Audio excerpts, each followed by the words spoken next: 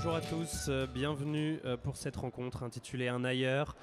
On a donc 2 écrivains au lieu de 3 puisque Scholastique Mukasonga est absente pour cause de Covid. Et oui, on ne s'en sort pas. Mais on a 2 écrivains pour un livre, 2 écrivains pour le prix d'un. Ludovic Manchette, Christian Niemek. C'est un peu l'histoire du traducteur devenu romancier, en fait, deux hommes qui réalisent leur rêve d'écriture. C'est une belle histoire, vous allez nous raconter un peu ça, on va avoir le temps de l'aborder. Vous avez tous les deux exercé d'autres métiers avant de vous plonger dans l'écriture. Et vous êtes un peu, depuis 2 livres, le duo inséparable, on va voir jusqu'où ça va vous mener. Peut-être que vous pourriez d'abord nous raconter votre rencontre, parce que je trouve ça assez drôle et assez... c'est une belle expérience en fait, votre histoire, votre... Oui, alors on s'est rencontrés au travail, ça n'a rien d'original. Mais quel travail! Oui, on est traducteur, mais on est traducteur de dialogue de film. Donc on travaille pour des boîtes de doublage et on écrit les VF des films, la plupart du temps évidemment de films américains. Et moi je faisais ce métier depuis 7 ans je crois, lorsque on m'a amené un petit jeune, un petit stagiaire qu'on m'a demandé de former. Donc c'était Ludovic ici présent. Et comme j'étais en plein travail, j'ai refusé. J'ai dit que j'avais autre chose à faire que de former un petit jeune qui vraisemblablement, au bout d'1 mois, me dirait c'est fatigant comme travail, c'est mal payé, c'est ingrat, j'arrête. Donc j'avais absolument pas envie de perdre 1 mois à ça.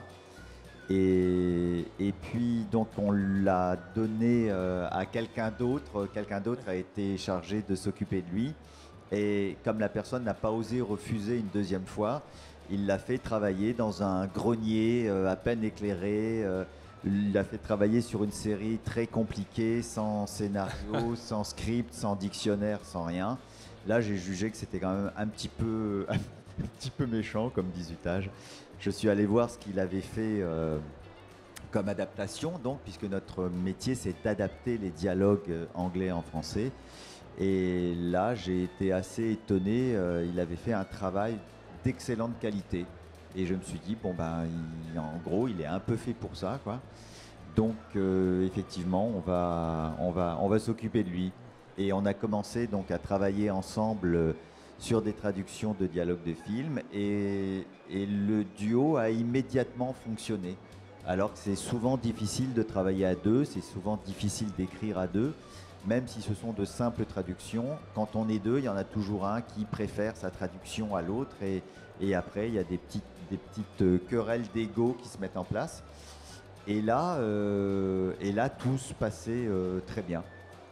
Donc on a travaillé pendant de longues années à la traduction donc de dialogues de films ensemble. Mais avant ça, donc ce fameux jour où il est monté voir dans le grenier si je m'étais pas pendu, il a été voilà. En fait, on a discuté, je sais pas si c'est 1/4 d'heure, 3/4 d'heure, 2 heures. J'ai l'impression que le temps s'est arrêté. On avait tellement de choses à se dire. On avait les mêmes goûts. On aimait le même cinéma, la même littérature. Voilà, c'était vraiment une rencontre. Il y a eu vraiment un truc très drôle parce qu'on n'est pas tout à fait de la même génération, mais on avait exactement les mêmes références et les mêmes repères. Et donc on s'est dit, voilà, c'était super de s'entendre à ce point-là. Et puis la bonne entente s'est poursuivie dans le travail. Pendant quelques années, on a travaillé sur les mêmes séries, même les mêmes films, mais chacun sur un épisode différent. Ou alors quand c'était un film, vous demander, voilà, on se partageait le film. Souvent je prenais la première partie, tu faisais la 2e partie du film. Et puis quand on regardait ce que chacun avait fait, en fait ça collait parce que on a un peu le même esprit aussi, la même tournure d'esprit, le même humour. Enfin, vraiment, c'est étonnant, quoi. Et puis voilà, au bout d'un moment, on s'est dit, ça pourrait être plus intéressant, plutôt que d'être côte à côte avec chacun son casque sur les oreilles, de travailler vraiment ensemble sur les mêmes produits. Et sur chaque phrase, voilà. En fait. Ouais, bien sûr. Et là, ça a marché tout de suite. Toujours sur l'adaptation ? Sur l'adaptation, ouais. Donc on écoutait l'anglais. On regarde la synchro parce qu'on écrit en fonction des mouvements de la bouche et il y en a un qui propose quelque chose et et l'autre rebondit là-dessus. Et puis, Voilà, quand film on a la change bonne un phrase, mot pour préciser la pensée originale de l'auteur original. Et en fait, tout ça se passait dans la joie et la bonne humeur. Et quand on avait la bonne traduction, bah, on le savait en même temps. voilà, on tombe toujours d'accord de toute façon. Et au bout d'un moment, on s'est dit, bah, essayons d'écrire une histoire à nous. Et alors, ce qui est drôle, c'est que Christian il disait depuis qu'il était petit que tu écrirais des romans à deux. Donc, ce qui n'est pas commun. Et d'ailleurs, les gens lui disaient, mais non, un roman, ça s'écrit tout seul, ça s'écrit pas à deux. Et ben, il est arrivé à ses fins. Voilà, il a un petit peu attendu. J'ai attendu, ça a été un petit peu long, mais j'ai fini par écrire mes romans à deux. Et sur quel genre de films, de séries vous travaillez à l'époque sur l'adaptation? Un peu tout. On a fait aussi bien. On a travaillé au départ sur du manga. Donc, Ok. on a fait des adaptations de One Piece, Naruto Shippuden. Pour ceux qui ont des enfants qui lisent des mangas, ça doit leur parler. Et puis des séries policières, des séries juridiques, des séries médicales. Qui passent sur Lucifer, les c'est la chaînes. dernière qu'on a Voilà. fait. Lucifer. Et la Voilà. dernière série, c'est Lucifer, effectivement. Et depuis quelques années, on fait essentiellement des films. D'accord. Ce qui nous convient encore davantage parce qu'une série, c'est interminable. C'est des tunnels. Et quand la saison 2 arrive et la troisième, enfin, au bout de quelques épisodes, vous avez juste envie d'étrangler tous les acteurs. Et on ne peut pas. Enfin, donc, toi, là aussi, parce que... toi. Oui, moi, je suis un petit peu plus nerveux. Et voilà. Et donc, du coup, le fait de faire des films est beaucoup plus agréable pour moi parce qu'on passe du temps sur un unitaire. Après, c'est bouclé et on passe à un autre univers. Et là, c'est pareil, on change d'univers à chaque fois. Et par exemple, on a adapté un film de science-fiction qui s'appelle Dune. Et après, on passe à un film d'horreur, Halloween, et on change comme ça d'univers à chaque fois. Et racontez-nous justement les premiers pas de l'écriture, le moment où vous dites, ok, viens, on essaye d'écrire un roman à quatre mains, comment on fait? Alors, on voulait tous les deux raconter une histoire d'amitié, homme-femme. On s'était dit ça n'a pas beaucoup été traité au cinéma ni en littérature, donc ça peut être intéressant. Qu'ils ne franchissent pas ce cap, parce qu'à un moment, ils couchent toujours ensemble dans tout. Voilà. Et nous, on s'est dit, bah non, ils vont vraiment s'en tenir là. Et aussi une histoire d'amitié entre deux personnages que tout opposerait. Voilà, c'est parce que c'est quelque chose qui nous touche en général. Les duos comme ça, qui ont l'air a priori improbables, un peu comme le nôtre si on veut. Et, comme nous, voilà. À la base, on n'avait pas grand-chose pour sympathiser. Donc, on n'était pas censé bien s'entendre. Et voilà, donc cette histoire amitié, homme-femme, il faudrait une amitié contrariée. Donc, pourquoi cette amitié était contrariée? On a assez vite pensé à la ségrégation. On baigne dans la culture américaine, on aime la littérature américaine, on aime le cinéma américain. Donc assez vite, on s'est dit la ségrégation, c'est parfait parce que effectivement, si on a un homme blanc, il peut même pas être ami avec une femme noire. Donc on est parti sur cette idée de ségrégation, d'amitié pendant la ségrégation. Mais donc cette femme risque sa vie en fréquentant, pas bibliquement, mais en fréquentant cet homme blanc. Donc pourquoi elle accepterait de risquer sa vie? Il faut un sujet fort. Qu'est-ce qu'il y a de pire que des meurtres d'enfants? Et ben voilà, il va y avoir des meurtres d'enfants et tous les deux vont essayer de les régler. D'enfants noirs. Des disparitions de petites filles noires qui n'intéressent pas beaucoup la police et voilà, c'est ce qui fait que tous les deux vont essayer de... C'est ce qui va au départ les réunir, la volonté de résoudre cette enquête. Donc voilà, une fois qu'on avait cette trame-là, on a nourri ça, c'est-à-dire qu'on voulait vraiment avoir toute l'intrigue avant de se mettre à écrire, vraiment à rédiger le texte. Donc ça nous a pris vraiment, je crois, 2 ans, non, pour avoir toute la structure, voilà. Alors on travaillait beaucoup assez précisément, voilà. à côté, c'est pas 2 ans sur la structure, 8 heures par jour. On faisait encore des séries, Lucifer notamment et d'autres. Et voilà. Mais sauf qu'au bout de 2 ans, on avait un plan qui nous satisfaisait, on était ravis et tout. Mais on s'est dit, mais est-ce qu'on va être capable d'écrire vraiment à deux, quoi, parce que c'est une chose de traduire quelque chose, on part voilà, de quelque chose en original, c'est autre chose que d'inventer à deux, et puis il fallait qu'on soit suffisamment, qu'on se fasse confiance aussi, parce que on s'expose au ridicule hein, si on propose une idée nulle. Mais bon, il n'y a pas eu de gêne, parce qu'on a l'habitude aussi en traduction, hein, j'imagine. Et puis j'ai pas peur d'être ridicule, donc ça me gênait absolument pas de lancer une idée. Et puis si elle était idiote, mais au moins on savait que celle-là, elle n'était pas exploitée, quoi. Et donc on a commencé parce que les gens des fois nous demandent, vous écrivez les scènes dans les chapitres Bien sûr, dans c'est l'ordre. ce que tout le monde se demande. Voilà, dans l'ordre, voilà. Et nous, oui, on procède dans l'ordre. Donc on a pris voilà, le premier chapitre, on s'y est mis, première phrase. Donc il a bien fallu qu'il y en ait un qui se dévoue, je ne sais plus lequel, pour lancer quelque chose. Et à partir de là, c'était parti. On a écrit le premier chapitre. Bon, il faut dire, il fait 1 page et demie. Hein. Mais donc chaque phrase est écrite. Mais dans la journée quand même. Chaque phrase est écrite à deux. Oui. C'est assez rare, parce que pour avoir discuté avec pas mal de duos d'écrivains, généralement, soit ils se répartissent des personnages, soit ils se répartissent des chapitres. A priori, on a même les seuls. Quand on a trouvé un éditeur, ça a été sa première question. Ça a été, mais comment vous faites pour écrire à deux ? Elle nous a expliqué qu'elle a l'habitude de lire des manuscrits écrits par 2 auteurs et qu'elle arrivait toujours à voir qui avait écrit quoi. Et là, elle nous dit c'est absolument indétectable. Donc comment vous avez fait ? À partir du moment où on lui a expliqué qu'on avait écrit chaque phrase à deux, forcément, elle avait son explication. C'est assez fou, ouais. Ça doit être assez méticuleux en plus. Pardon ? J'ai l'impression que c'est méticuleux comme travail, ça prend plus de temps forcément. On discute de tout, de chaque virgule, mais d'un autre côté, on tombe toujours d'accord. On veut vraiment écrire le même livre, on a les mêmes goûts, on est d'accord. À la limite, il va trouver un mot presque avant même que je le cherche, quoi. C'est vraiment, je lutte pas contre lui quand j'écrive, c'est vraiment j'ai quelqu'un qui m'aide à écrire le livre que je veux écrire et vice versa. On est là pour s'entraider. Et puis quand les auteurs se partagent les chapitres, de toute façon après il y a une relecture en commun où ils doivent tout lisser pour qu'on ait justement diminué toutes les aspérités qui pourraient montrer que c'est pas écrit par la même personne. Alors que nous, ça on le fait dès le départ. Donc je suis pas sûr qu'on perde beaucoup de temps. Et en plus, on n'a pas cette fameuse solitude de l'écrivain qui souffre tout seul devant son ordinateur. Il y en a toujours un pour parler et on ne fait pas du tout ça dans la souffrance.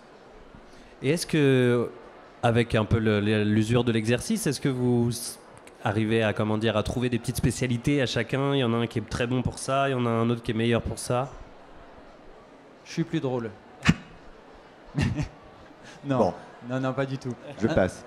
Non, franchement. Non, parce que on s'aide tous les deux à écrire le meilleur livre possible au moment où on l'écrit, et on a envie de participer on est un peu contre le fric aussi, donc on a envie tous les deux de participer à toutes les étapes. Peut-être. Non, mais même les recherches, on fait les recherches ensemble aussi, donc non. J'aimerais qu'on plonge un peu dans vos 2 œuvres, surtout sur la deuxième, mais quand même parler de la première. Vous avez commencé à le dire, vous avez traduit beaucoup d'œuvres américaines, c'est vraiment quelque chose qui vous environne. C'est ça qui a créé une fascination pour l'Amérique, pour son histoire, qui sont un peu au cœur des 2 romans. Alors, je pense qu'on aimait les États-Unis avant par la littérature, le cinéma. Mais alors, clairement, la chanson, on parle d'une Amérique entre guillemets un petit peu fantasmée. C'est aussi pour ça qu'on n'écrit pas sur l'Amérique contemporaine, qui nous fait pas rêver du tout. Donc l'Amérique qui nous fait rêver, c'est celle d'autrefois, des années, donc pour le premier roman des années 60, après des années 70. Mais on apporte aussi ce regard, je pense, d'un étranger sur l'Amérique. Et d'un autre côté, en y réfléchissant, on se dit aussi Woody Allen, qui est américain, quand il filme New York, il filme à New York qui n'existe pas non plus. Il filme à New York fantasmé. Quand John Ford fait des westerns, sa conquête de l'Ouest, elle est fantasmée, elle s'est pas passée comme ça dans la réalité. Donc il y a on a une espèce d'image de l'Amérique qu'on aime exploiter. Enfin, ce qu'on fait est beaucoup moins éloigné de la réalité que ce qu'a fait John Ford. Hein. Oui. C'est parce que John Ford, il a complètement Oui, réécrit parce qu'on l'histoire, a fait. Alors, on est assez méticuleux, on est un petit peu maniaque des détails et des recherches. Et on a fait pour les 2 romans beaucoup de recherches pour s'imprégner complètement de l'époque dans Quand on dit qu'il pleuvait, c'est parce qu'il pleuvait ce jour-là. Quand on dit que c'était la pleine lune, c'était une nuit de pleine lune. Voilà, Oui, on est allé vérifier les températures, la météo. Alors ça, même l'éditrice nous a dit, mais enfin, c'est un roman, vous n'êtes pas obligé. Mais on a vraiment besoin de s'ancrer dans une vraie réalité qui nous sert en fait de socle pour après poser nos personnages fictifs. Mais on a besoin de cette réalité-là. Votre premier roman, Alabama 63, a reçu un très large succès public. Vous avez reçu des prix également. Comment vous avez réagi, avec surprise je suppose, mais directement ce succès qui est venu sans même que vous ayez d'habitude, vous savez, les écrivains ils mettent 2-3 livres à se faire leur place, surtout un duo d'écrivains où c'est pas forcément très vendeur, ou en tout cas c'est dur à... Et vous, directement le succès, comment vous avez réagi à ça ? Je crois qu'on n'a pas réalisé en fait.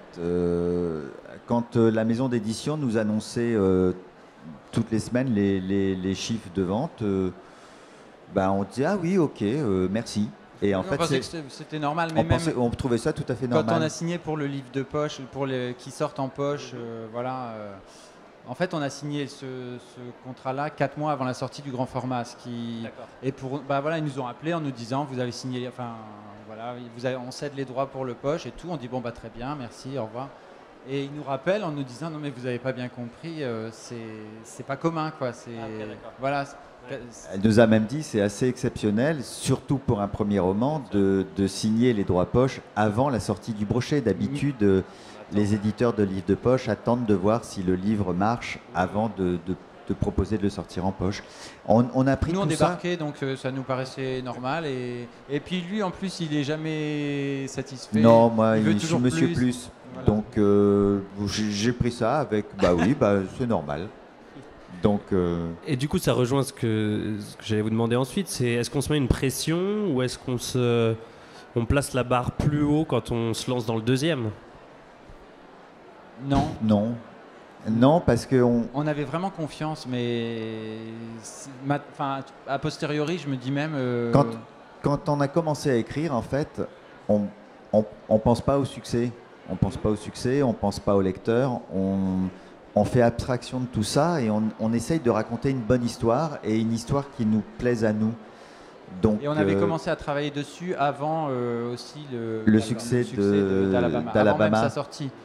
Donc quand on nous annonçait le succès d'Alabama, on était déjà dans America. Donc en fait, on a très vite pris conscience que le livre nous appartenait plus une fois qu'il était publié. En fait, ça, on s'en est rendu compte très très vite. C'était très étrange au départ, pendant des années, pendant tout le temps où on a travaillé sur Alabama 1963. Ne serait-ce que les personnages d'Adela et Bud, on était les seuls à connaître leur existence. Et d'un coup, on voyait passer... sur les journaux ou sur les réseaux sociaux, des gens qui parlaient d'Adela et Bud, et on a compris que ces personnages-là nous appartenaient plus, et ils appartenaient vraiment aux lecteurs. Et à partir de ce moment-là, c'est vrai qu'en plus on était concentré sur l'écriture d'America, et on faisait vraiment abstraction, on voulait surtout pas écrire en se disant alors ça a plu dans Alabama, il faut qu'on fasse la même chose. C'est quelque chose qu'on voulait à tout prix éviter. C'était une autre histoire et qui imposait d'autres règles, une autre forme. On repartait de zéro quasiment, quoi. À part qu'on avait un petit savoir-faire, si on peut dire, en tout cas une expérience. On savait qu'on allait aller au bout, ce qui n'était pas forcément le cas quand on a commencé à Alabama. C'est vrai que c'est un marathon quand même. Et voilà, Et il y en a beaucoup qui commencent à écrire un roman, il y en a beaucoup moins qui vont au bout. Donc on savait qu'on l'avait fait une fois, on s'est dit on va peut-être réussir à le faire une deuxième fois. Et on savait aussi qu'on avait l'éditeur qui l'attendait, ce qui change tout. Et les lecteurs aussi qui nous écrivaient pour nous dire quand est-ce qu'il sort. Voilà. Donc ça change tout. Et juste un truc pour pas paraître non plus, comment dire, on disait que le succès, on se rendait pas compte et tout. Il faut dire aussi qu'on a appris, le jour où on a appris qu'Alabama allait sortir, allait être publié, le même jour on a appris qu'une très bonne amie avait un cancer. Donc ça a un peu gâché la fête. Ça nous a calmés, oui. Voilà, donc à la fois on avait des super nouvelles et à la fois on avait ça à côté, les chimios, les machins. Donc alors aujourd'hui tout va bien, donc c'est la bonne nouvelle.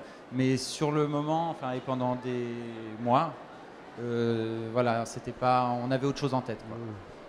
Ben justement, rentrons un peu posons le décor d'America, votre nouveau livre. Peut-être que vous pourriez nous présenter Amy, qui est le personnage principal de ce roman. Qui est-elle ? C'est une jeune adolescente, donc américaine, qui vit à Philadelphie avec des parents qui sont assez inconsistants. Et elle vit elle est dans l'admiration de sa grande sœur, qui pour elle représente la beauté, l'intelligence. C'est vraiment le pilier de sa famille, c'est son modèle.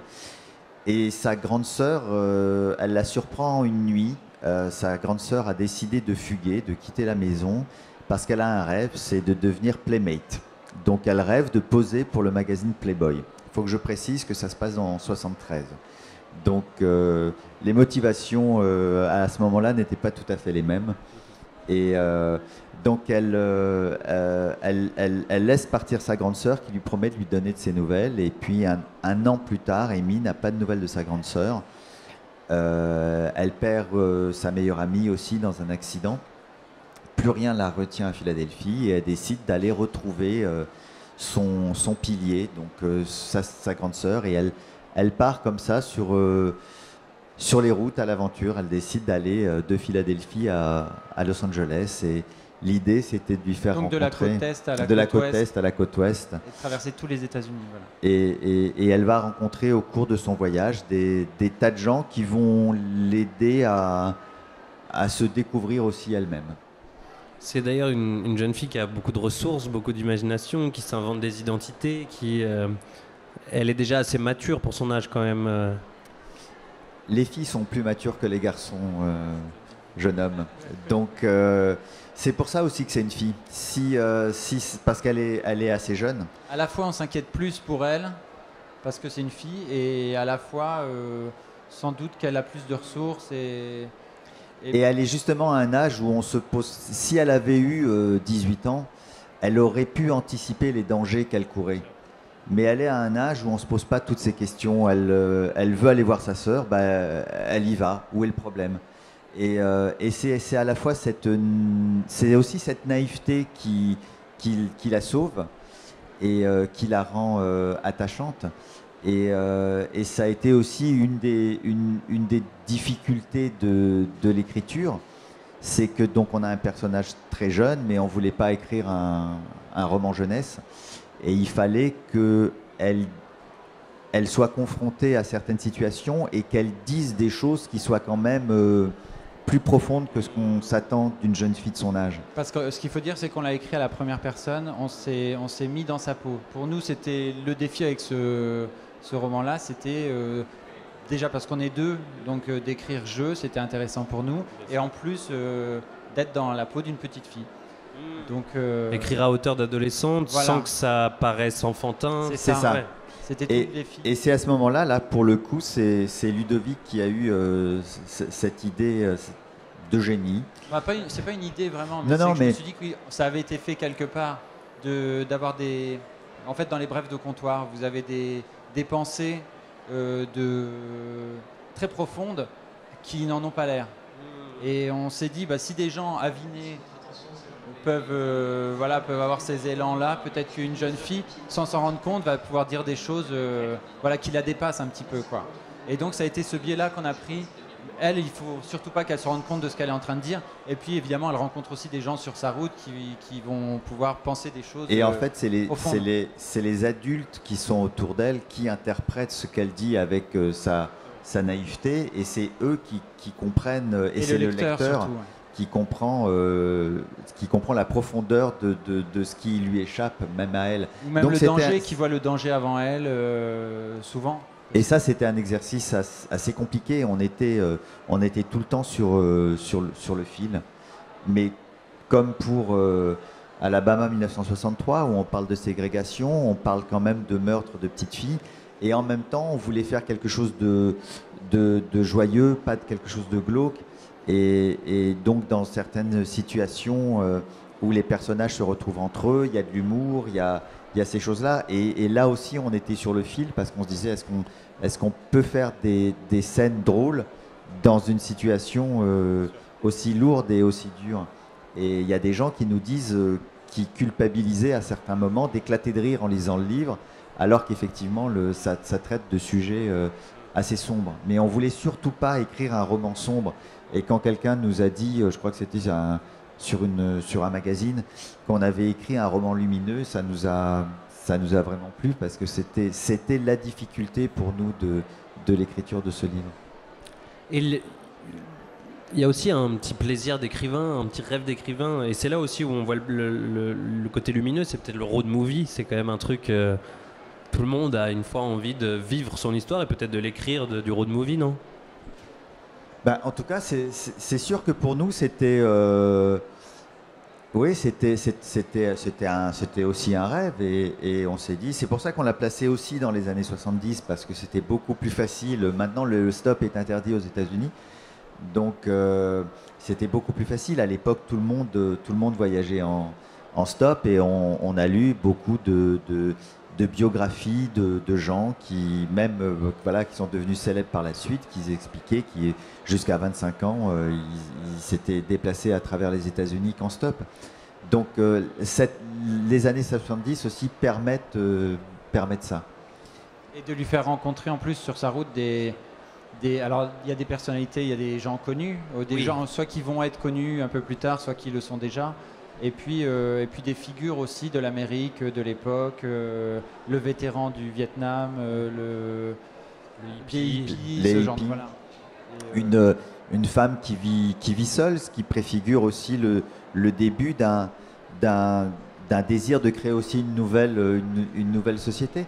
Et c'est pour ça qu'on a choisi aussi les années 70, parce que c'était un moment aux États-Unis où il y avait ce désir, cette envie de créer une société différente de celle des années 60, qui était beaucoup plus lourde. Il y avait, après ça a suivi évidemment en Europe, mais voilà, c'était des années où tout semblait encore possible. Et oui, comme vous le disiez, il y a aussi des petits plaisirs que vous êtes faits en mettant Bruce Springsteen, par exemple, d'autres personnalités. Ça aussi, je suis sûr que c'est important aussi d'avoir un peu d'amusement quand on écrit. Alors s'amuser à créer un personnage qui a existé, c'est un petit clin d'œil sympa. Mais c'est pareil, on l'a fait parce que ce jour-là, à ces dates-là, il va donner ce concert à cet endroit qu'on dit, et elle peut le rencontrer si elle y est, quoi. Et elle croise quelqu'un d'autre, on peut pas dire qui, mais voilà, elle croise parce qu'il était dans les parages à ce moment-là. En fait, c'est amusant parce que alors les gens les plus jeunes qui ont lu America sont très étonnés parce que d'abord Playboy ils connaissent pas, Hugh Hefner ils en ont pas entendu parler. Ils sont très étonnés quand ils parlent de la mansion qui leur semble un endroit. Justement, j'aimerais que vous nous décriviez ce lieu qui existe toujours, mais qui n'a plus du tout la même aura. Qu'est-ce que c'était ce lieu, un peu où Bado et Star se croisaient Alors c'était une maison qui appartenait au départ au groupe Playboy. Donc Hugh Hefner il vivait avec sa compagne, avec aussi quelques bunnies autour de lui. Et il organisait tous les week-ends des fêtes absolument hallucinantes où le tout Hollywood et tout le monde de la musique, du cinéma, de la télé se battait pour y accéder. Et ça, aujourd'hui, ça semble absolument incroyable qu'un jour, il ait pu exister un lieu pareil. Mais ce lieu a existé, et tous les gens dont on parle et que croise notre héroïne on trouve sur Internet des photos d'eux. Ça, c'est aussi notre... au Manoir Playboy. Au Manoir Playboy, oui. Et ça, c'est aussi notre obsession pour la réalité. À un moment, on parle de Hugh Hefner qui a un perroquet bleu. Hugh Hefner avait effectivement un perroquet bleu qui s'appelait Macbeth. Enfin, on a passé des heures à faire des recherches, à regarder des interviews. Alors la chance qu'on a aussi, c'est d'être traducteur, donc de savoir quand même, de comprendre l'anglais facilement. On a eu accès à des documents qui ne sont même pas traduits en français, donc on les a eu directement en anglais dans le texte. Et on a cherché jusqu'au nom du majordome de la mansion. On a trouvé les plans du manoir. On a trouvé les plans du manoir, on a trouvé... voilà, donc toute notre description est vraie, tous les personnages qu'elle croise, en fait, qui peuvent apparaître aux plus jeunes comme une espèce de fantasme d'écrivain de placer tous ces gens dans cet endroit-là, mais en fait, ils y étaient. Cela dit, dans les années 80, en France, on pouvait rencontrer des tas de vedettes. Vous alliez, c'est où Yves Mourouzi, il allait où? Au Palace je sais pas. Voilà. Il y avait des... Effectivement, moi j'ai connu... je suis allé à Paris donc, dans les années 90 et il n'y avait pas encore... Les choses se sont fermées petit à petit, mais effectivement, on allait dans des endroits, on croisait des gens hyper connus et qui étaient faciles d'accès. Et aujourd'hui, tout ça semble absolument impossible. Et j'expliquais à Ludovic que j'ai commencé à me dire que les choses allaient peut-être changer quand j'ai vu que dans tous les immeubles de Paris, on commençait à poser des digicodes. Alors qu'avant, c'est pareil, ça n'existait pas. Vous pouviez pousser n'importe quelle porte de n'importe quel immeuble et avoir accès. Il y a des cours intérieurs, il y a des maisons dans des cours intérieurs. Et maintenant, tout ça est fermé, calfeutré, tout s'est verrouillé, tous les milieux se sont fermés.